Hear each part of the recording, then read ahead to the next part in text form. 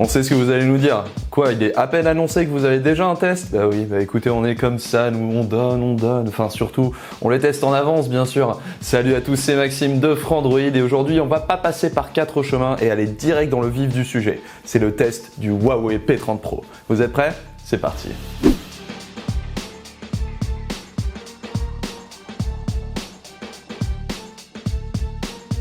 Commençons par le design, et là pour le coup c'est très simple. J'ai un Huawei P20 Pro, j'ai un Huawei Mate 20 Pro, Huawei P30 Pro. Comprenez par là que le Huawei P30 Pro reprend les formes très arrondies du Mate 20 Pro, mais aussi l'orientation à la verticale et les mentions Leica du Huawei P20 Pro. À l'avant, on retrouve une encoche en forme de goutte d'eau qui ne gêne absolument pas et des bordures très fines. À l'arrière, on retrouve la configuration à quadruple capteur photo dont on reparlera juste après, qui est orientée à la verticale et sur le côté et qui dépasse un petit peu du corps, mais pas trop, ça va encore, et qui surtout laisse place au coloris du dos.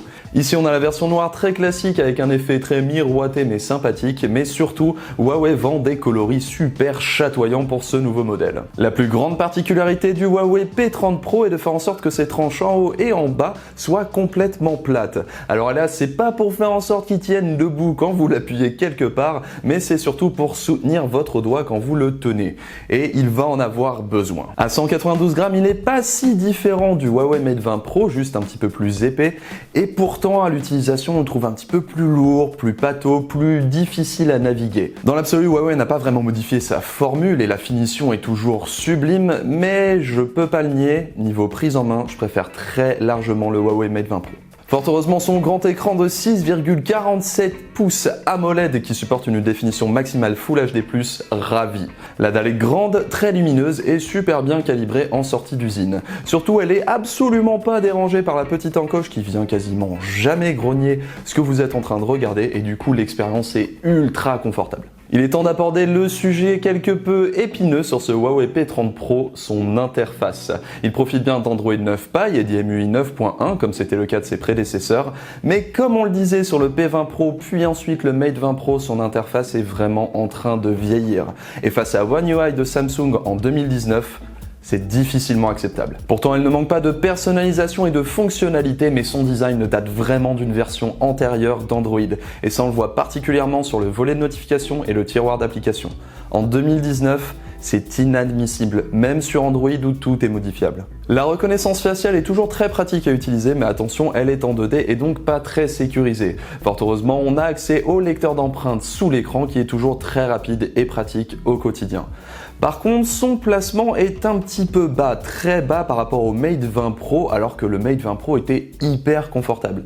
On comprend pas trop pourquoi Huawei est revenu en arrière sur ce point. Pour assurer ses performances au quotidien, le Huawei P30 Pro s'équipe toujours du Kirin 980 avec ici 8 Go de RAM. C'est un socle qu'on a déjà découvert en fin d'année 2018 et qui ne déçoit toujours pas, que ce soit sur le CPU ou le GPU avec des jeux ultra performants.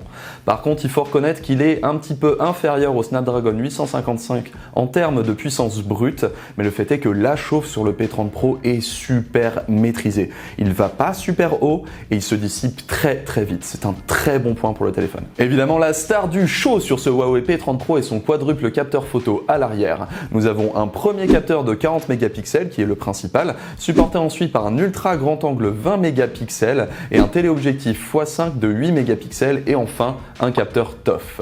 Tout ceci s'allie pour créer vos clichés avec une petite spécificité pour le capteur principal, il supporte la technologie Super Spectrum. Alors que la plupart des capteurs se basent sur le RVB ou rouge, vert, bleu, le Huawei P30 Pro a décidé de remplacer le vert par le jaune.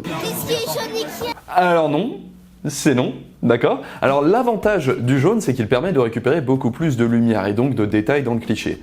Le désavantage, c'est que du coup, il est obligé de se baser sur les autres capteurs, sur l'intelligence artificielle et sur le traitement pour faire en sorte que le jaune redevienne du vert. Pas de surprise sur ce Huawei P30 Pro, il fonctionne excellemment bien. Que ce soit la gestion des détails, des couleurs, le naturel et le piqué, le Huawei P30 Pro régale et est toujours le couteau suisse parfait du photographe sur mobile. Si le changement ne semble pas drastique comparé au Huawei Mate 20 Pro, on ne peut nier que le Huawei P30 Pro fait d'excellentes photos en plein jour.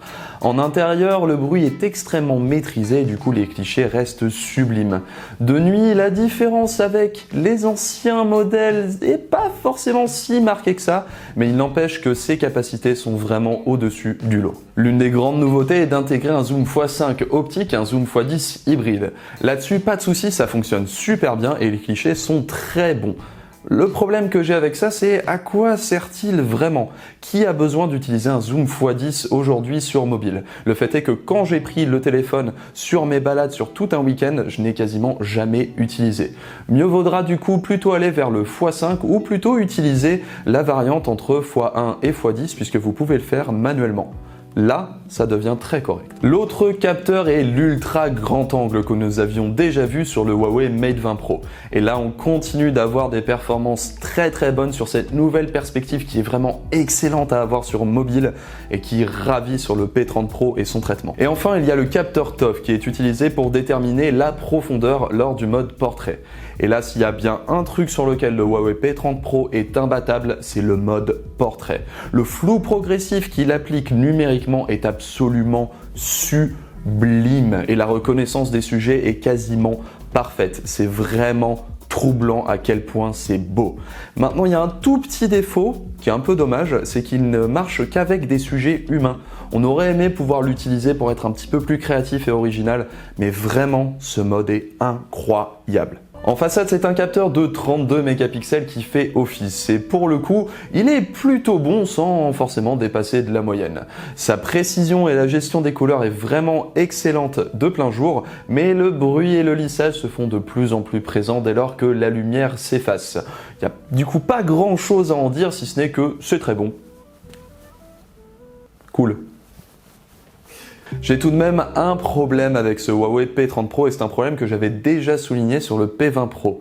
Le traitement fait par Huawei est très agressif, ce qui fait que les ciels sont trop bleus, les plantes sont trop vertes. En vérité, on perd énormément d'informations du réel. C'est particulièrement choquant au crépuscule puisqu'on a l'impression de prendre une photo de plein jour, alors que normalement il y a cette petite aura bleutée qui est très jolie à avoir. Pour ce qui est de la vidéo, le Huawei P30 Pro permet de filmer en 4K à 30 fps ou en 1080p à 60 fps.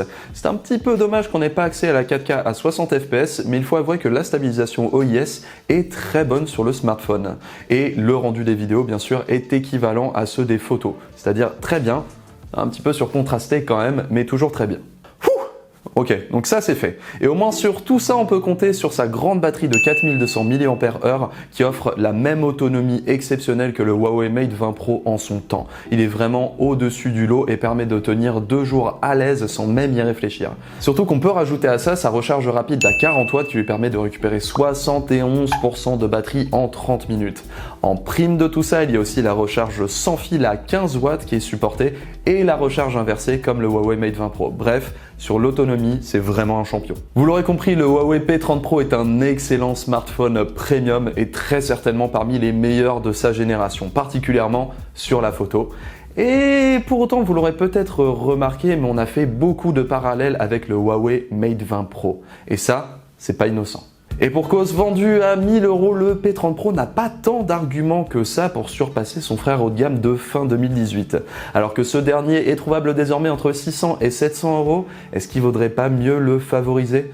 C'est un peu le constat qui reste à force d'utiliser le P30 Pro malgré toutes ses qualités. Au moins son petit frère le P30 profite d'un format qui est un petit peu plus contenu avec un prix un petit peu plus bas. Mais ça, je laisserai Geoffroy vous faire la présentation. Du coup, n'oubliez pas de vous abonner à la chaîne pour ne pas louper ce prochain test. Si vous voulez voir le test complet du Huawei P30 Pro sur le site, il suffit de cliquer dans le coin ou dans la description.